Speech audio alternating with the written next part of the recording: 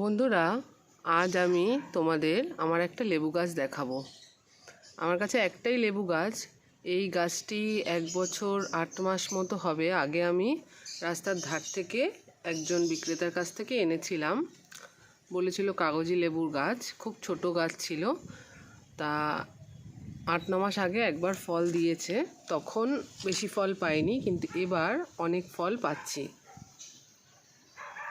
এই ছোট 8 ইঞ্চির টবেই লাগানো, কিন্তু লেবুতে গাছটা ভরে আছে।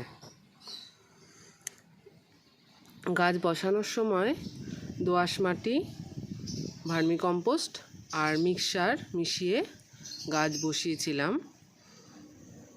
আর গাছে ফুল আসতে থাকলে, এই যে আবার আমার গাছে নতুন করে ফুল আসছে, এইরকম ফুল আসতে শুরু করলে সপ্তাহে 1 দিন অন্তত মাইক্রো নিউট্রিয়েন্টস গাছে স্প্রে করতে হবে।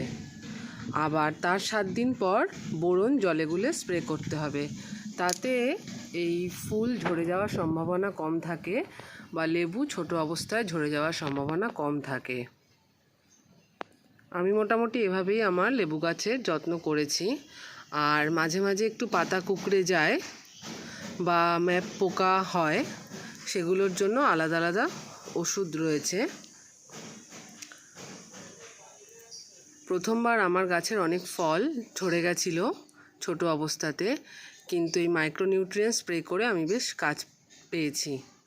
এখন এইটুকু গাছে আমার ফলে ভরে আছে, বেশ ভালোই লাগছে। আর একটু লেবুগুলো বড় হলে আমি এগুলো পেরে নেব।